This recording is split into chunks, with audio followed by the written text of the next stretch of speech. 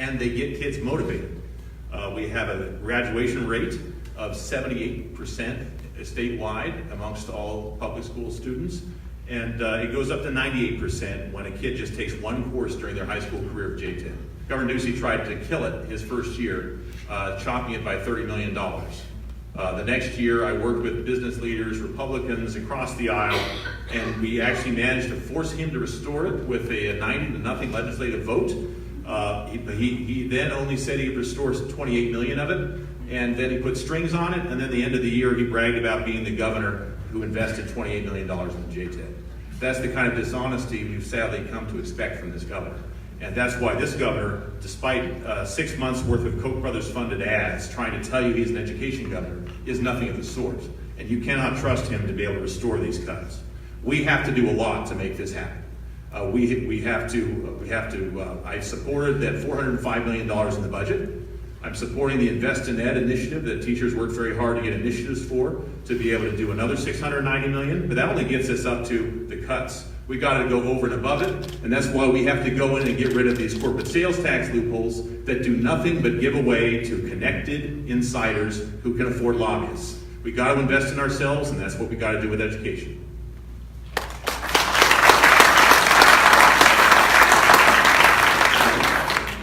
So the question is state funding for public schools in Arizona too low, too high, or just about right?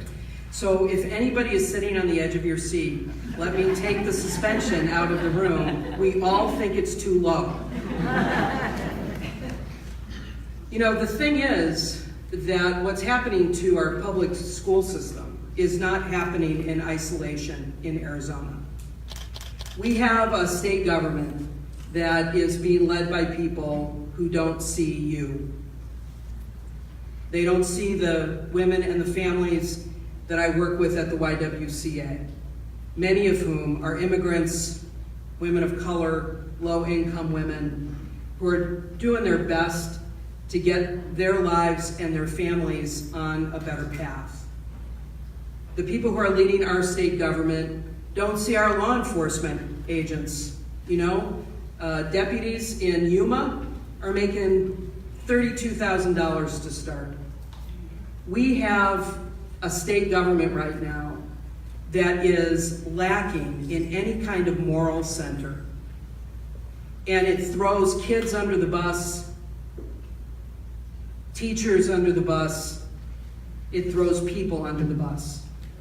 We need government that works for all of us. And we need a budget to invest in the things that matter to us, starting with our public schools, but including things like our roads, including things like public safety, including things like that social safety net, which has been shredded. All of these things have been dismantled by a government that is cutting taxes to the very wealthy and big corporations and leaving us high and dry. So we all agree.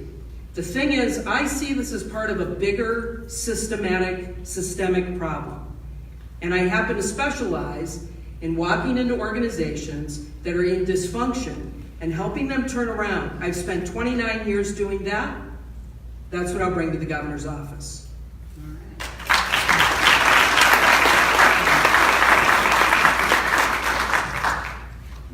Kelly's right. No suspense, folks. It is too low. But let's stop and think about this for a second. Because the reasons why it's too low and the reasons why the legislature is not taking action are where we should spend our time and energy. Because I think it's pretty universal among this group that it's too low. So why hasn't the legislature done anything about it? That's the question. One of the things I hear, and every time I read it in the newspaper, it drives me crazy. Because they point to the idea that there's a lack of leadership. Nobody knows what's going on out there. Lack of leadership, and that's the reason why it's too low. Folks, that is not the truth. This is a concerted effort. This is the leadership that we presently have under Doug Ducey, and this is the plan. We need to change that plan. Let me tell you what it is. It's very clear. Cut public education to the bone, criticize it for not improving, and then turn to privatization. It is not a lack of leadership. That's exactly what they are doing. And I know that. And so why hasn't the legislature done anything about it? Think about that. One of the major things we're going to hear, and we got to be ready for this, we got to be smarter in this case, is you're going to hear the legislature say, but Arizona is one of the fastest growing states in the country when it comes to national test scores. You're going to hear it. They say it. It's the reason that they say we're doing just fine. They say our return on investment is really high because we pay really low and we have high gains.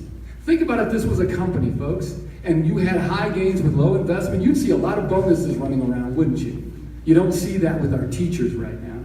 And the problem with that, and you're going to hear it plenty, and the reason why the legislature falls back on it, is because when you're already so low, any big gains are going to help. And the truth is, nobody's ready to focus on the gains. We want to get our students ready to be at the top.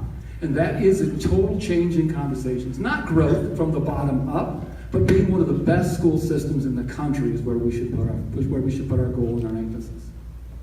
Looked at what the goals are and where we're at currently.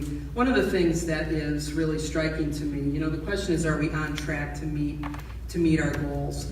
And here I have to agree with my friend here at the end of the table. Our goals are way too low. I mean, right now, it's hard not to go up. It's hard not to go up because where we're at is already so low. When only 38% of 8th graders are proficient in math for their grade level, when less than half of our 3rd graders are proficient to read at a 3rd grade reading level today, how can we go down? So are we on track?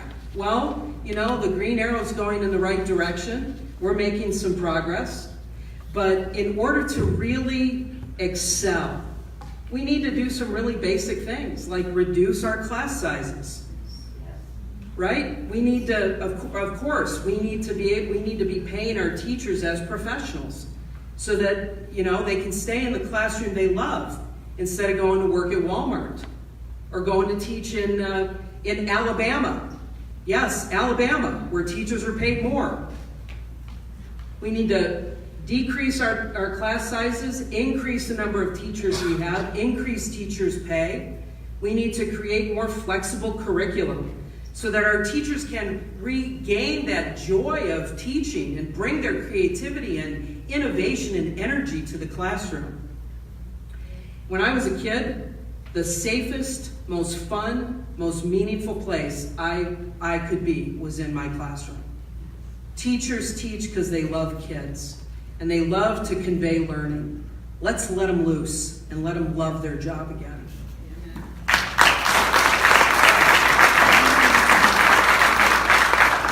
David? I'm going to keep this question focused because I think we'll have plenty of time to talk about classrooms, and if somebody's been in a classroom, bringing creativity back is important. But let's be very specific about these education meters. Folks, I've been in education for a long time. Do you know how many times we have set an education meter? Dick, how many times have we done this? We did this as we approached 2000. As we approached 2010. Do you know what it is? It's a distraction. It's a distraction because we get a shiny new object. By the way, we didn't meet the goals for the last meter or the meter before it. And so part of this is it takes emphasis off the key issues going on here. And here's the key. There are corporations and organizations that sign on to these meters. They sign on and they say, let's meet these goals. And you know what they do? They go down to the legislature with their lobbyists and they cut public school funding on an annual basis. They do it all the time. And so the next time, actually, this time as we approach the meter, we need to approach this a little bit smarter. We need to ask everybody in every organization that has signed on to this meter 2 questions that we're not asking today to make sure we have a clear understanding of what their commitment is for us to meet the goals of this meter. Number 1, what are you specifically going to do, I don't care what organization you are, to help us meet that goal? We don't ask that question. We just ask them to sign on. And second, what are you willing to give up to make it happen? Because a lot of the organizations that sign on to these meters, you have a lot of corporate organizations that do, are the same organizations, and I'm going to venture to say, some of the same organizations, for example, just to check, have signed on to the meter, and when you get your pamphlet for Invest in Ed, they're against Invest in Ed. It is a contradiction until we make it clear what are you going to do and what are you going to give up, so that the next time we set this meter, or the next time I'm focusing on a meter, we make sure we get there and we hit these goals instead of just giving it lip service.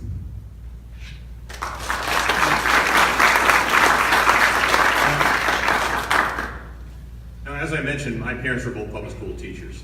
So growing up with public school teachers for parents, you know how hard they work to be able to dedicate their lives to making their children's lives better. They treat their kids in their classroom no different from their biological kids. I don't know how many times I've watched my parents take our money that they got paid and pay it for supplies for their classroom kids when the district didn't supply. But I also saw growing up that there were superintendents coming in from time to time who had new ideas about how they thought teachers should teach. And they would go into the classroom. I remember one time, the superintendent sent one of his henchmen into my mom's kindergarten classroom in a suit, standing in the back of the classroom, staring at the kids for a week. That was not helpful. And it really created a sense of stress and helplessness on the part of the teachers. The fact is, teachers are professionals who are trained to be able to reach kids individually in that classroom, one-to-one, and bring out the best from each one of those kids. And too often, they don't have the autonomy to be able to do that. The best way to be able to reach these meters and actually achieve them is to pay your teachers like professionals and then let them do their jobs. Go there in the classroom. Make sure they're well trained. Don't get rid of credentialing requirements like Doug Ducey did, that he said was the solution to the teacher crisis was just make it easier for anybody to enter the classroom. That's not a solution. That's not how you do it. You pay teachers well, you get them into the classroom, and you let them do their jobs. Because the only reason any of us are here today is because somebody in our education career decided to find something in us that we may not even have known we had there and brought it out. We got to give every kid the chance to succeed individually. And the best way to do that is to empower our teachers to make that happen. That's how we score high on these meters for once.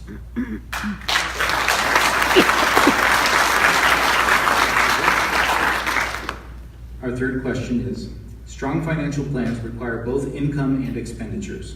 What is your top priority on the revenue side of the ledger for a financial plan for education? And David, we'll start with you. Well, let's start with what the teachers have already put on the ballot. Thank you very much for putting Invest in Ed on the ballot. It's tremendous. Thank you. To be clear, I've been behind Invest in Ed from day one, and more specifically, we have about 3,800 people who are committed, who are working on our campaign, who are out sweating with you to make sure that they were collecting signatures alongside our teachers. So I am absolutely invested in it from day one. Didn't wait for you to get there for me to decide to back you. So I want you to understand I have that commitment from day one. Second, on the revenue side, we need to close tax credits, folks, particularly vouchers going to private schools. We've got to do that. Key there is, when I raise my right hand to uphold and defend the Constitution of Arizona, it means my job is to create amazing public schools, and we can't do that as long as millions of dollars are being sent out to private schools. Our first priority needs to be public education, folks, so that's the key. Number two. Number three, you're going to hear a lot about closing corporate loopholes, and we need to go in and do that. There is no question. But ask yourself, how did corporate loopholes get there in the first place? Lobbyists, am I right? That's how they got there. Well, if we're going to get rid of them, you know what you need to do? You need to make sure you owe lobbyists nothing when you get down to the legislature. And so just to be clear, I think it's a question everybody up here should address. I'm not taking any corporate PAC or lobbyist dollars so that when I get down there, I don't run into the same trap of many of our legislators, and that is being beholden to lobbyists, folks. I'm doing that, thank you, sir, clap, because it makes it harder to raise money when you do that. But here's the goal. When you don't take lobbyist money, then when those suits are waiting outside the governor's office, I can walk right past them and come back and serve the people of Arizona who are the ones that got me there to start with. Thank you.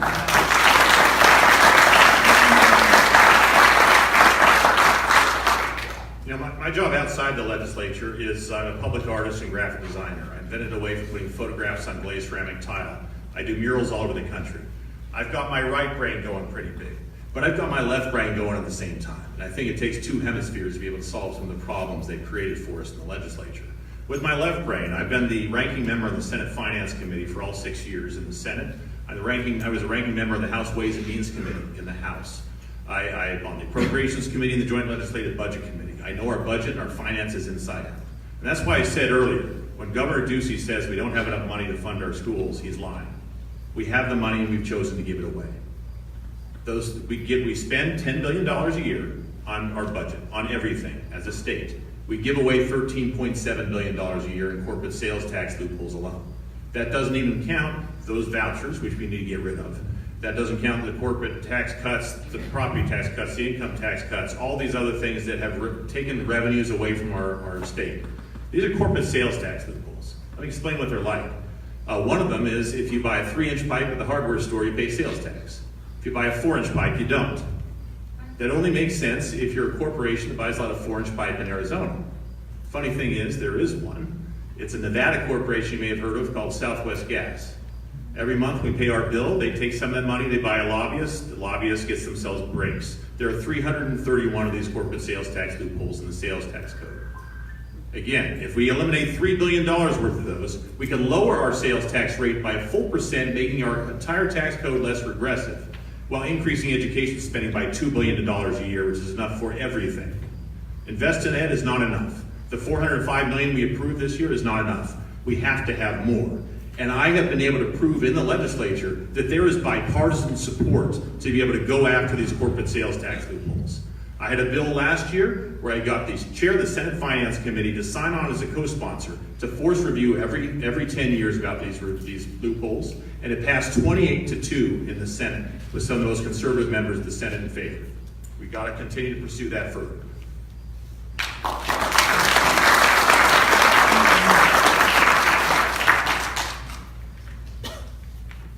So I have spent 29 years as the executive leader or CEO of organizations of all kinds, congregations, faith-based organizations, nonprofits, my own businesses.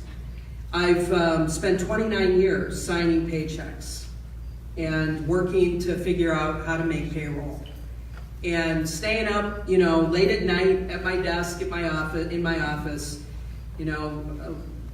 thinking about the people who depend on me for their paycheck and the community members that depend on me for services. I've written budgets. I've written financial reports. This is what I do as a CEO. And there's a number one rule. If you don't have enough money coming in, your business closes. That's the situation the state of Arizona is in right now. We've been, robbing Peter to pay Paul. We've been taking funds from here to pay this. But the real problem is that our current business governor, right, is a terrible businessman. And instead of being concerned about how to have enough revenue to run our state and fund our public schools, he's been cutting taxes. He's been cutting revenue. So here's what we need to do in order to build the revenue in our state. We need to reverse all of the tax cuts that have been given out to the wealthiest people in our state and big corporations over the last several decades. That starts with Invest in Ed. I had a proposal like Invest in Ed on my website months before the ballot initiative came out. I was thrilled when I saw it, and I'm 100% in support of it. But we also need to reverse the capital gains tax cut that was made in 2012. That was $500 million that we lost out of our budget almost overnight.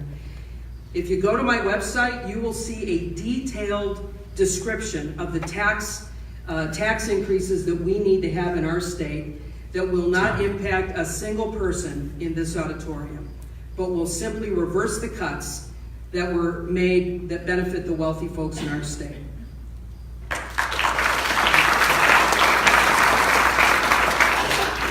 Our fourth question this evening. Do you support or oppose the universal expansion of ESA vouchers passed in 2017 and on the ballot as Proposition 305?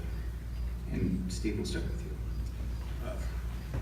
hopefully this is another one with not a lot of suspense. I was proud to be the only person up here who has actually already voted no on the universal expansion of vouchers and every other expansion of vouchers that has ever come before me for the last 12 years. And I am proud to vote no on Prop 305 in November, and I am so happy and honored that these people who passed those petitions worked so hard to get this referred to the ballot. Because I fought as hard as I could last spring when Governor Ducey pushed through the universal voucher bill as the culmination of in my 12 years in the legislature, I watched as they first introduced the idea of vouchers as a very limited program that only a few disabled kids would do and promised they would never expand it. But actually behind the scenes, I remember that I saw a document from the Goldwater Institute that had a 5-step process for how to completely privatize public education in Arizona, and it started with that little voucher program. Every year it kept expanding, until Governor Ducey finally took it to its ultimate end of all 1.1 million kids getting those vouchers. And that would take $5,200 a year on average out of your local district school and give it in the form of an unaccountable debit card to that kid to take it to whatever private school or homeschool they wanted to with no accountability. Devastating to our systems. And that's why these teachers, these parents, these volunteers went out and got those petitions. They got it in record time, and they forced it on the ballot. So do not forget to vote no on Prop 305. Absolutely crucial. When Governor Ducey signed that bill last April, he had 3 congratulatory tweets, none from Arizona. One was from Grover Norquist, that DC lobbyist who said that you should shrink government to the size where you drown in the bathtub. One was from Jeb Bush, and the other one was from Betsy DeVos. Oh. Those are the people Governor Ducey is governing for, and it's not the people of Arizona.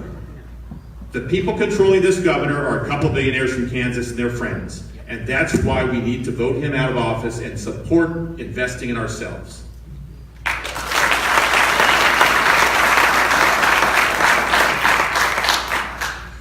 I absolutely am not only voting no on Prop 305, but as the CEO of the YWCA, we were, I think, one of the first organizations to sign on with the SOS movement, and helped collect signatures and have held forums and been a very vocal supporter of that effort. There should be no public dollars going to private schools, period.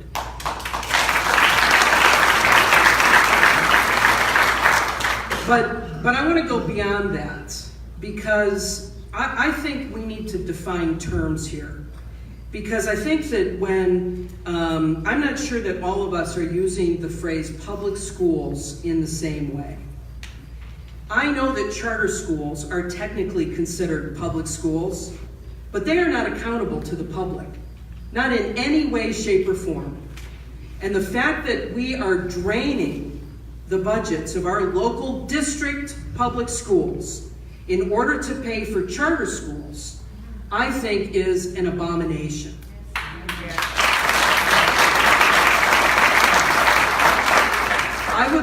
I would very much like to hear tonight, since we're here with educators, and this has come up in other forums, I would very much like to hear what my friends here have to say about charter schools. My goal is to make charter schools transparent, accountable, and rare. Are you with me? Yeah. Rare. And what that means is that they should be the outlier, because there's a population of kids that just absolutely can't be served in this moment by the local district public school. But to set up charter schools to compete for dollars and students and attention with our local public district schools, I think needs to end, and I will work to end that when I'm governor.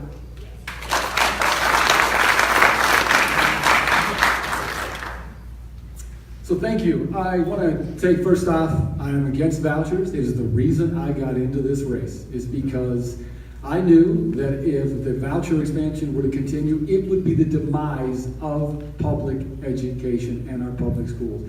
We're going to vote no on 305 as well, correct? I want to make sure I understand this. 305 also includes charter schools too, am I correct? Charter schools are included in 305? When you vote no on 305, are we also, public funding goes to both traditional public and to charter schools, correct? Yes. That's correct. And so, what do you know on 305 is protecting schools where our students are going, which includes traditional public schools and charter schools. I want to make sure we're clear on that. And the key here is, folks, we got to be very frank at what's at play here. Vouchers, and I've studied this in other parts of the world, it's very clear. As soon as you move toward a market-based approach toward education, you create a system of haves and have-nots immediately. That's what you do.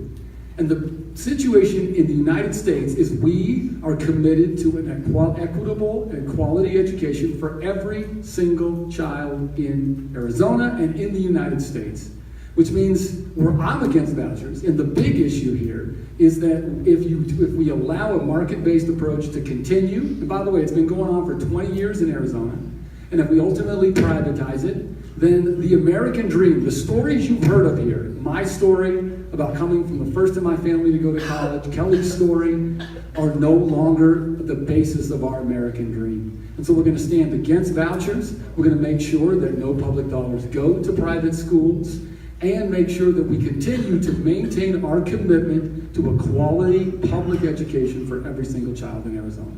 Thank you.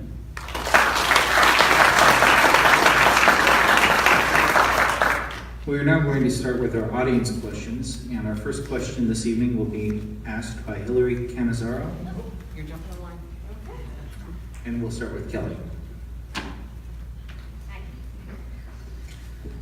Please explain your feelings on the separation of church and state, specifically regarding ESAs and curriculum in our public schools.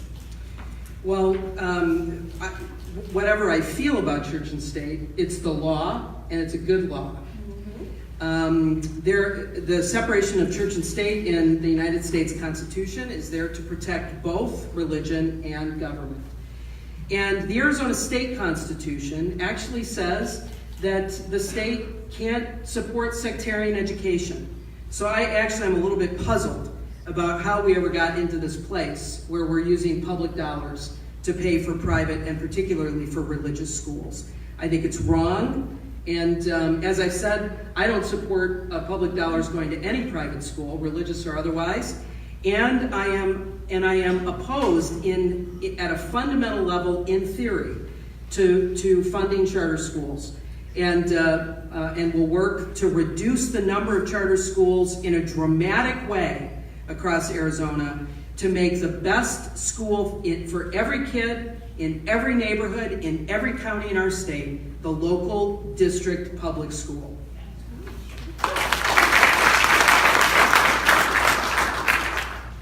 I can explain how public dollars get to religious schools. Anybody interested? I'll explain. How this works is that and by the way, the Goldwater Institute, and I know Steve knows this well, actually, the Goldwater Institute went in and tried various ways to get vouchers approved. And they knew that it was against our Constitution, a plain amendment, to allow public dollars to go to schools directly. So they came up with this clever idea. We're not going to give it to the schools directly. We're going to give it right to the parents in the form of a debit card. And it's the parents that then choose what they want to do with it, which would include going to religious schools. That's how they do it. It's called a parent circuit breaker. And so the thought is, I give money to a parent, or the state gives money to a parent. What they do with it is not the state's decision anymore. I'm not saying I agree with this, folks. I'm telling you, this is the logic that they use to get there. Now, here's how I see it, however. That assumes that the only choosers out there are parents who are taking that card and going to private schools. Let me tell you how I see it. My daughters go to public schools, and I consider myself a chooser. I am making a choice, and my choice is to be in a traditional public school, a public school system. And what we need to do is start demanding as parents to make it clear to the legislature. Parents in public schools have made a choice, just like somebody who exit with their voucher card. And we want to demand from the legislature that they honor and fund our choice. Because, folks, a lot of people aren't stuck in public schools. That's what the legislature will say. They're stuck. They're not stuck.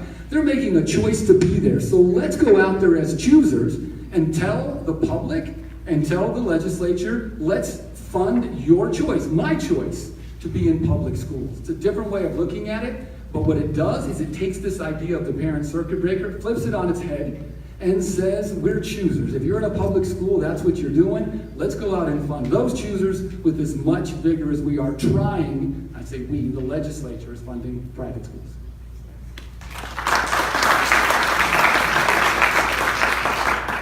My 15th great grandfather was actually best friends with a guy named Roger Williams, who founded Rhode Island. Those of you history teachers know that Roger Williams also founded the idea of the separation of church and state. So this goes back a ways with me.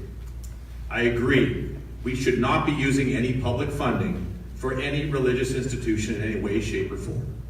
But we won't have a chance to talk about Kathy Herod and the Center for Arizona Policy here and her influence on Doug Ducey, but we should talk about that sometime too. I wanted to point out that what Professor Garcia was talking about was the voucher system, but there's another way in which more money from the public gets into church schools in particular, and that's called an STO, the School Tuition Organizations. That is the one that has really been taking away our money so far, and it's what happens, and that's another way of getting around those court decisions, is that these are tax credits that corporations and individuals can take that are much, much bigger than the public school tax credits. They're private school tax credits in which corporations can write off their money and wealthy individuals can write off their money by giving these donations to certain student tuition organizations. Those school tuition organizations are things like the largest of them is the Arizona Christian School Organization. It is run by the president of the Senate, Steve Yarbrough. He makes approximately $1 million a year off of that because the law that he wrote allows him to take 10% off the top and do that. And then that organization distributes that money to individual people who legally are not supposed to be able to designate who the money goes to, but in practice that has not been the case. That entire STO system must be stopped and eliminated entirely.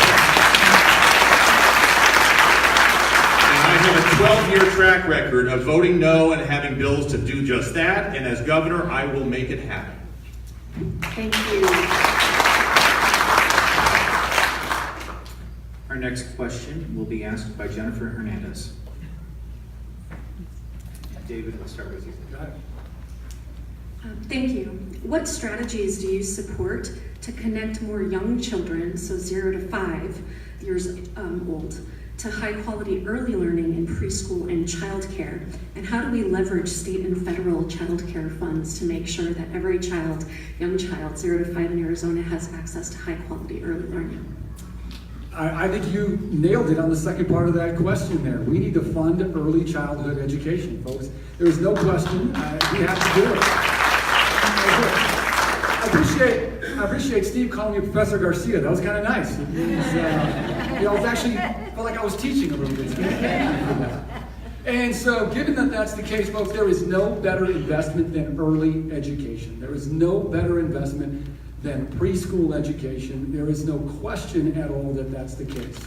So why hasn't that one happened? It's because in order for you to understand that investment, you need an attention span. And our legislature and the public, it's a hard thing to have. Because those benefits don't come out, you can't find them until years later. It isn't something that you can find 6 months later or years later. And so we need to invest in early education. States that are doing well in Arizona and across the country, are investing in early education. School districts, one very common override is pre-K and early education. It is the best indicator. And one of the things to understand here too is it is very important because it is in those early years that, and it's getting more and more amazing, the research out there, that our brains are formed at such a young age, by the age of 5. And we didn't understand that that was the case. We know that now. And now that we know that it's so important, we've got to make sure we invest in early education, pre-K, so that it continues to be the best investment you can make. So to address your question, we've got to have priorities around early education, and in those priorities, a budget that matches it so that we've got funding for pre-K and early education.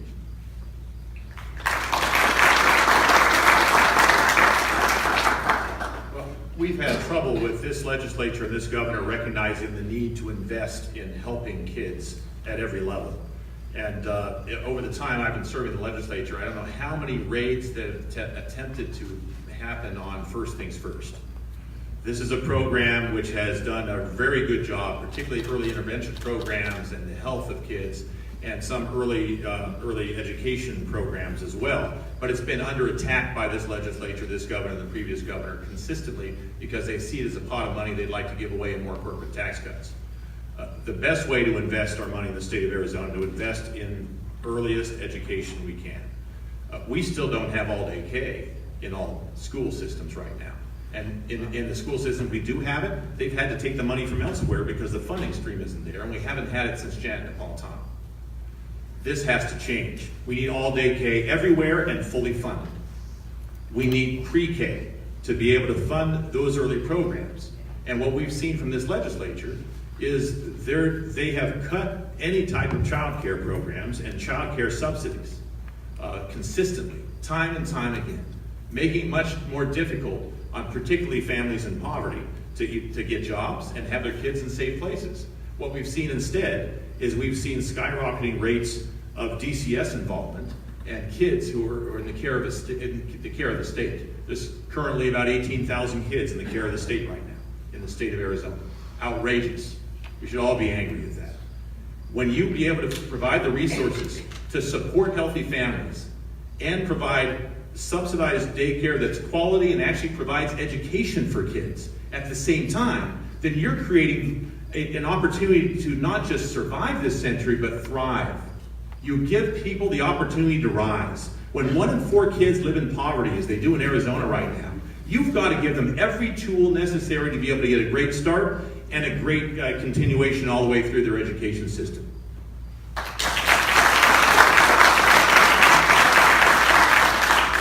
This is such a great question. I don't have to give all the arguments why early childhood education matters. 69% of Arizonans across political party believe that the state should fund full-day kindergarten for every child in Arizona, and the majority support early childhood education programs. I'll tell you what, there was a turning point, there were several turning point moments that brought me to this race.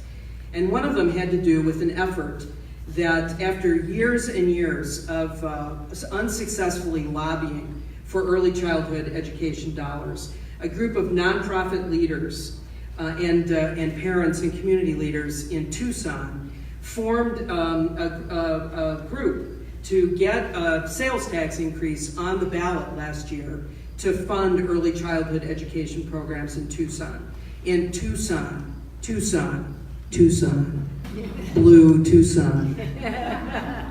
And a weird coalition of business leaders and Democratic political leaders in Tucson got together after we got that initiative on the ballot and managed to squash the vote. Came out in opposition to it. Democrats. I said to myself, this fish stinks. We need people in government at every level who put people first, who aren't cutting deals and putting their big donors' interests ahead of the rest of us, but who will put people first. It's one of the things that led me to make this decision, because I've spent my entire career in service to people.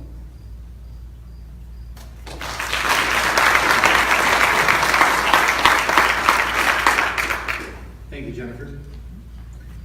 Our next question, and I believe she had to leave, Karen McClelland, she's on the Sedona School Board.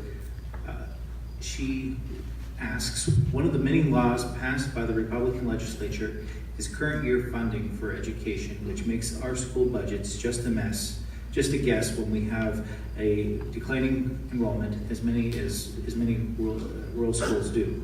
Will you commit to promoting and passing a return to prior year funding? And Steve, we'll start with you. I'm really glad you brought this up because this is one of those things that gets lost too often and it absolutely infuriates me. It's an attempt to be able to cut public school budgets in a backdoor way that doesn't seem to say, I'm just cutting. What current year funding is what we had previously is that you decide on your 100th day of enrollment how many kids are going to your school. And then based on that figure, you get a certain amount per pupil for the next year, the next fiscal year. That makes sense because you need to know how to plan your budget as a board so that you can know who you can hire, how you can negotiate with the teachers, what things you can buy for the next year. Current year funding says on that 100th day, you get money taken away if you've lost money, if you've lost enrollment from what you had already budgeted. It's insane. And it's been pushed in the legislature as some sort of like common sense budgeting thing to save money. It's not saving money, it's another cut in our public education system. Particularly because the computer systems that they tried to do to make this work were underfunded and still are not in place appropriately. The current year funding is a ruse. It should be rolled back to what any common sense budgeting is go from the year before what those kids are doing. And it's particularly rural areas that get hurt. Because a lot of rural areas, they have declining enrollment, and they end up having to get money back that year if they have less enrollment. That's just wrong to do to our school boards, it's wrong to do to our kids, and it's another way that we shortchange our kids due to something stupid happening in the legislature that I will veto when I'm governor.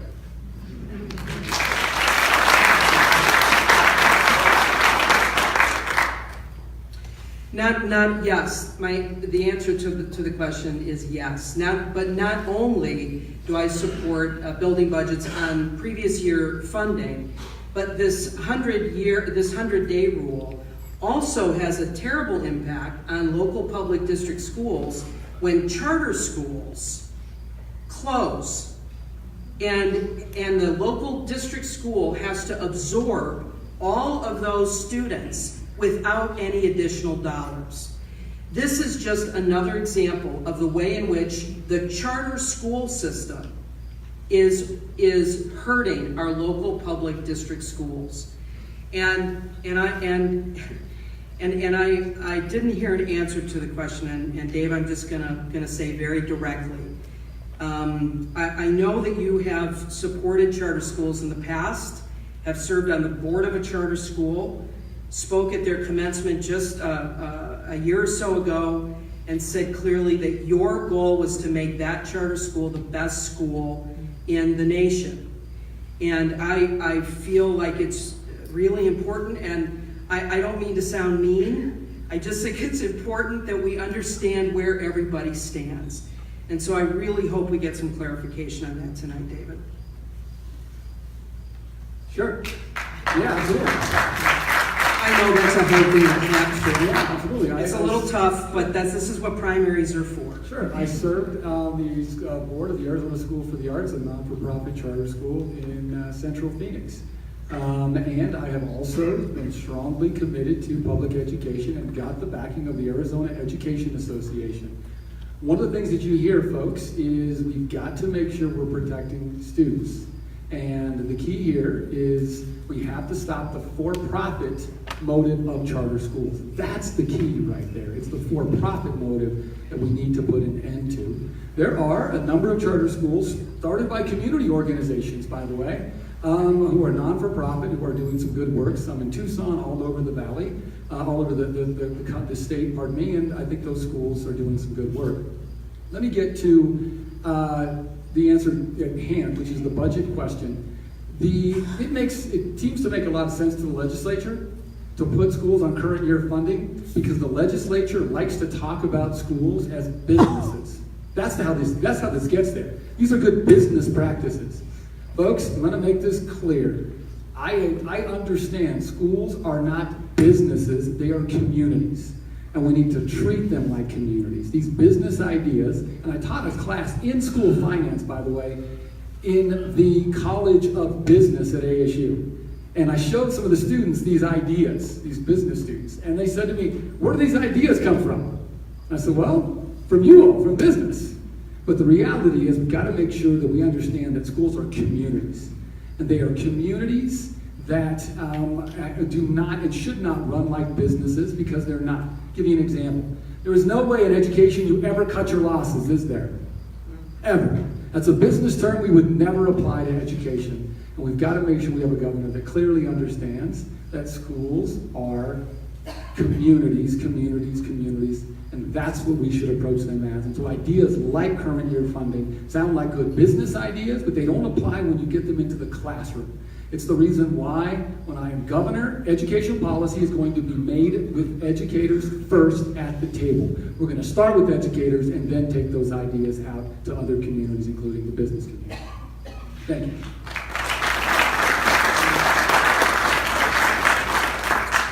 Our next question from the audience. Will you address English-only policy in Arizona public schools? And Kelly, you start. My view is that we should be encouraging every student in our schools to be bilingual. I think it's embarrassing when I, go to San Carlos or Rocky Point, and the waiter speaks 2 or 3 languages fluently, and I sound like a kindergartner when I speak Spanish. We're living in a global marketplace. This argument that we're forcing English language learners into this, having to learn in English when, not only does it hurt those kids, right? Not only does it hurt those kids, but we have the lowest graduation rate of English language learner students in the nation. That's the goal that those rules are supposed to be leading to more success are having the exact opposite effect, as we all knew they would. But not only do I believe we need to allow and encourage kids to learn in a language where they can really learn as they're learning English, we need to be encouraging all of our kids to be bilingual and ready to compete in a global marketplace. Bottom line.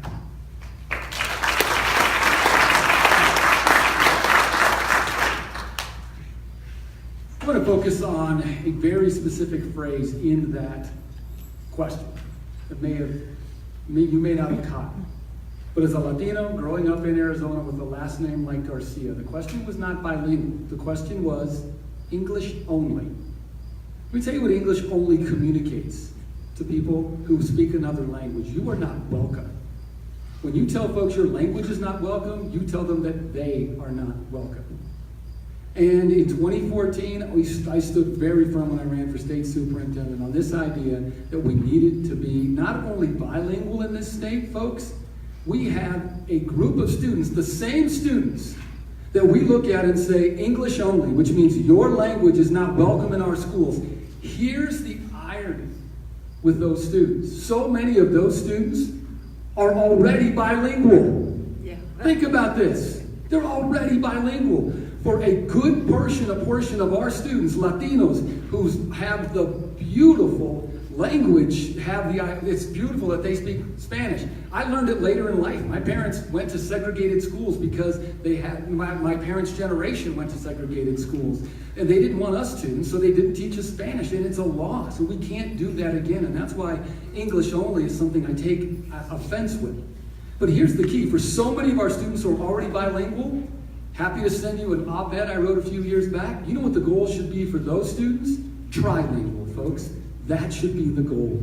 For so many of our students that are bilingual today, speaking English and Spanish, what about we teach them Mandarin and then put them out there in the world to do some amazing things? We could do that here in Arizona if we stop thinking about an English-only world and stop thinking about English or having multiple languages as a deficit and realize exactly what it is. It is an asset. It is an asset to being in Arizona, to being as close to the border as we are, and to having a population with diverse, not only in its culture, but in its language as well. And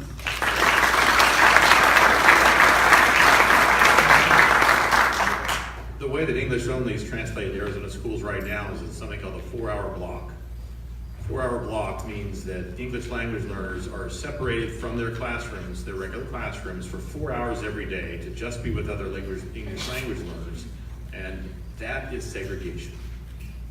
And it's wrong. And it's hurting those kids. And it's hurting their ability to be able to function. The 4-hour block should stop. And on top of that, this isn't just a Spanish language issue. I work with refugees a lot.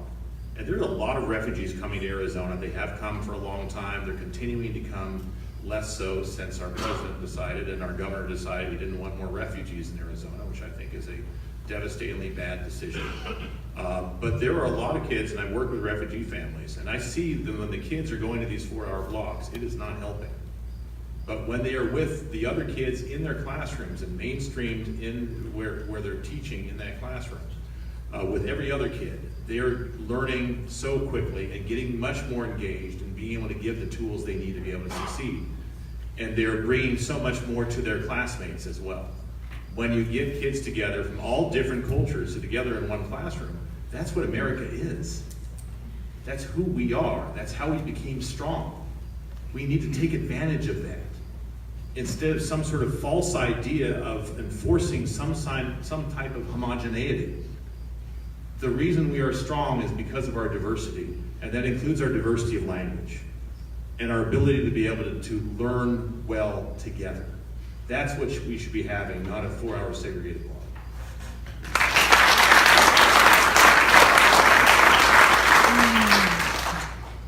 We're going to do one more question, and then we'll go to closing statements. And I'm just going to choose a pre-selected question here. Given the constitutional requirement of 2/3 vote to raise taxes, how will you ensure there will be enough dollars to not only uphold the current governor's promises about teacher pay and full restoration of DAA, but to improve upon them even further? And Steve, we'll start with you. Well, I'm glad this question is asked, because it's important to be able to know how to work with folks we may not always agree with. And one of the ways I've kept myself sane over 12 years in the legislature is when I find people I disagree with the most, I try to figure out something we can work together on.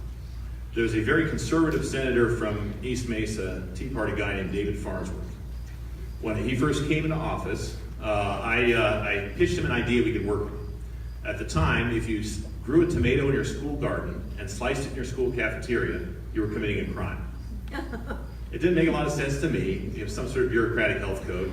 It didn't make sense to him either. So we agreed to work together. We had some stakeholder meetings. We got some legislation through, and now if you slice that tomato in your school cafeteria, you're not going to jail. Now that may not be earth-shaking, but it does create a relationship.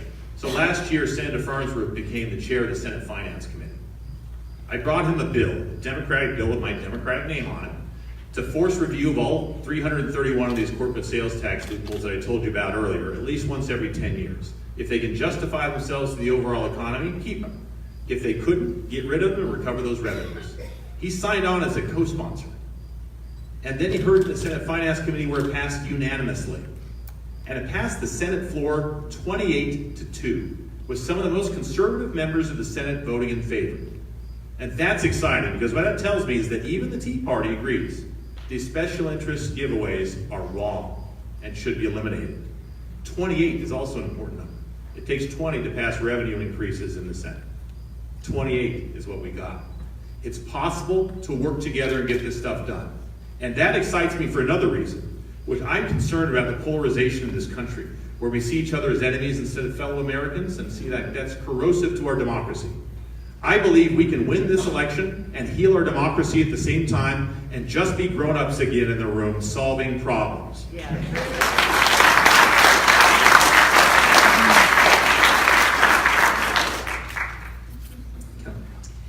So the 2/3 majority vote in order to raise taxes, that was Prop 108. And I have to say that I'm excited that Invest in Ed is on the ballot, and looking forward to having those dollars to invest in public schools.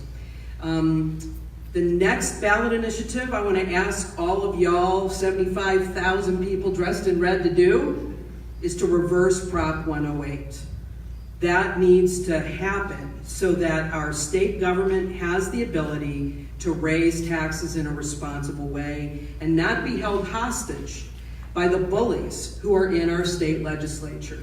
I appreciate how much work, Steve, you've done in the legislature, and I do not blame you for spending 12 years and working so hard to try to get things done, and honestly not being able to get much done.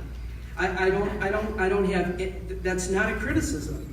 We have mean people in our state legislature, and now I've been turning around organizations for 29 years. That's what I do. I walk into an organization that's in distress and help people come together to turn it around. And I'm just going to say that there isn't the magic wand when you get elected governor that's all of a sudden going to make those mean guys in the legislature behave themselves. There is a way, a strategy for turning around a dysfunctional organization. And in every single dysfunctional system, there are bullies. Always. In this case, the bullies are in our state legislature. So the only way we create real change is to create a coalition of influence to marginalize and neutralize the power of the bullies in the Arizona State Legislature. And I got to tell you, you're the ones to do it. You're already doing it, and you don't even have a governor on your side.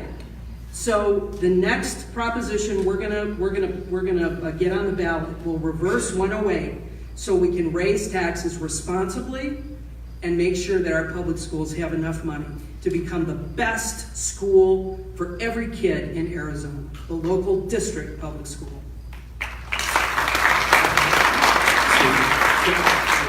We can do a 30-second rebuttal, right?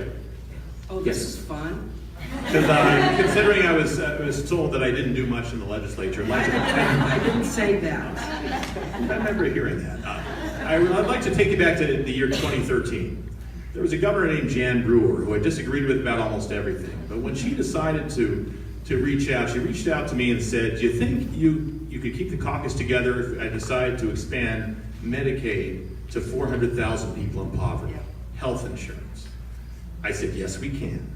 We kept the caucus together. We found 4 Republicans. We rolled the speaker. We rolled the president. We got it done, and it saved lives and kept our hospitals afloat. That's significant.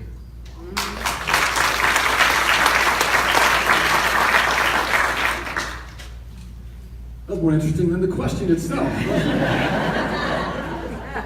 Tell you what, I read this question and I giggled. I chuckled. You know why? It's asking us to uphold the governor's promises, folks. Think about that for a second. The public doesn't trust the governor to uphold his own promises. They don't trust him. It's the reason why teachers walked out, is because he has made promises over and over and over again, particularly around education, that he has not upheld. As a parent, I do not trust him going forward, and I just thought it was humorous that we were being asked about upholding his promises when I don't think he's got the intent to do that himself. The 2/3 voting requirement is a tough one. And it's a tough one because you got to keep in mind, folks, that you can talk about working with the other side, but there are a number of legislators who pass a no new tax pledge. That's what they do. They're standing on this issue. They get elected on this issue. And so there are a couple ways you get around this. Number one, teachers, you're already doing it. We need dedicated revenue that is directed to public education. As crazy as it sounds, it's revenue that gets collected, goes right by the legislature and gets into our schools because we've not come to trust the legislature. It's why, to Steve's point, First Things First has been so effective, is because it's a dedicated revenue source and the legislature can't get their hands on it. So we've got to continue to focus on dedicated revenue. Passing InvestInEd is a great start to make sure that we get public school funding. But second, to Kelly's point, there is a magic wand. It's right here. It's called the pen. You veto, and you veto, and you veto until the legislature moves in the direction that you have decided as governor we should go. I've got one of my confidants is Governor Brian Schweitzer, former governor of Montana. He told me that he had a branding veto iron. A branding iron, he'd go out there and he would veto bills with a branding iron to show the legislature what he wanted done. He has offered to loan me his branding iron so we can do the exact same thing here in Arizona. Thank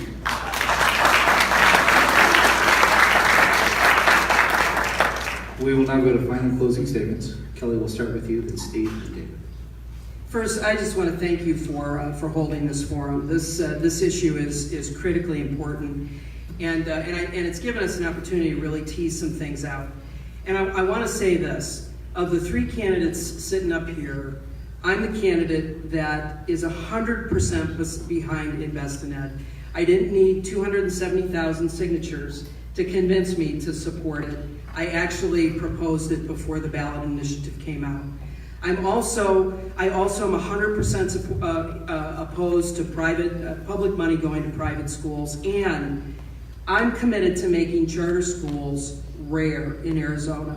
On my first day, I'll sign an executive order that will begin to hold charter schools to the same standard in terms of environmental controls, in terms of testing for lead in the water, and in terms of reverting the building and land to the government if those contracts end. We need to make the best school for every kid in every neighborhood in Arizona the local district public school. And I'm the only one up here can honestly say all three of those things. But not only that, I'm the one that can get it done. I've spent 29 years transforming organizations. When I got to the YWCA in 2013, the board said we don't have enough money for payroll this month. That was a fun first meeting.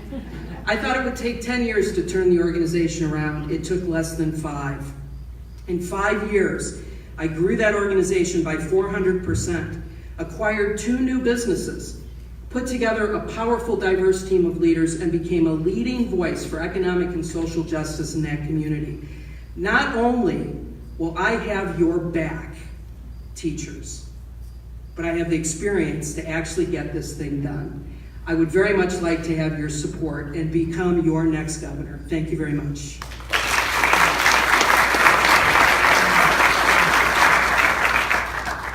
As you've heard, I'm the only candidate for governor on the Democratic side who has ever served in elected office. And I've served for 12 years in the state legislature, probably the most important experience you need to be able to understand how state government can work and how you can work it to good advantage. Not only that, but I have a 12-year track record, so it doesn't matter. You don't have to just trust what I say up here. You can look up how I voted and how I have fought. And those of you who were there on Red for Ed Week, you saw me close range at 4:45 in the morning, fighting for you after 10 hours of debate in the budget. And 53,000 people saw that video that a teacher put up on Facebook in the next week. I am the son of 2 public school teachers. This is what drives me. I'm also the only candidate up here who has ever won a campaign, and I've won 6 in a row. I know how to win, and believe me, after serving 12 years in this legislature, in this minority, I got some fire in my belly to carry it out. We can get this thing done together and make it happen. I also speak pretty good Republican. I go on conservative talk radio a lot because I like preaching to the unconverted. And people call in and they say, I've never heard a Democrat speak before, but you make sense. And I've been using that language skill all over this state and talking with people, particularly in rural areas. There are a lot of Republicans in rural areas who are really upset at the way Doug Ducey has mismanaged this state and cut their schools. We have an opportunity to win this thing this year with support across the aisle, because I see Republicans, Democrats, independents. They're done with reality show stars and ideological warriors. They want grown-ups in the room. Just solve our problems, for crying out loud.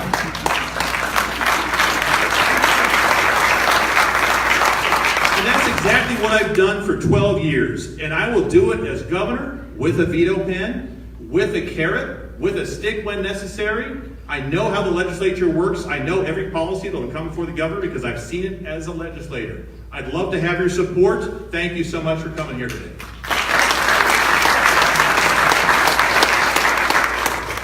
Thank you for coming out. I greatly appreciate seeing you. What I'd like you to do is go look for yourself, not what we're saying up here, but take a look at a couple of things. Number one, take a look at the organizations that have been in this fight, particularly around education, and ask yourself who they've supported. Folks, I have the endorsement of the Arizona Education Association. Our teachers are behind our campaign because they know I've been in this fight with them for, oh my gosh, now I think about it, a couple decades. And I'm proud to have that endorsement. Labor organizations and many others. Take a look at that. You're going to find out. Second, take a look at the campaigns. Look at which campaign is out there running already.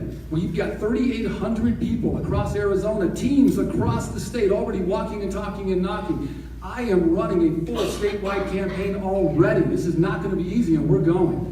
But the last and the one to keep in mind here is this. We can talk policy all we want to, but it's not going to happen unless we win. We've got to win, win, win. And I'll tell you what, I am the candidate that can win. We are the campaign that can beat Doug Ducey. Let's look at the three big issues. Education, first and foremost. Biggest issue. Folks, it is Ducey's weakness. It is my strength.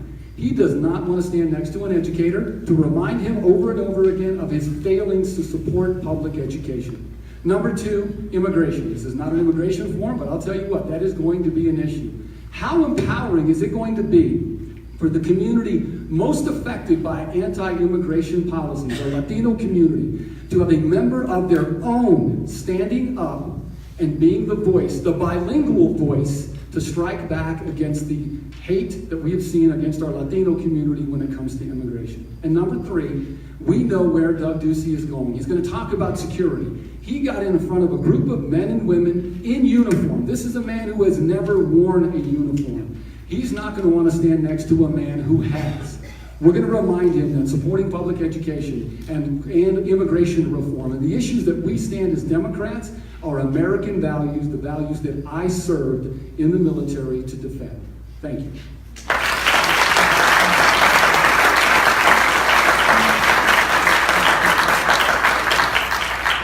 Well, that was fun, guys. What do you think? How'd they do?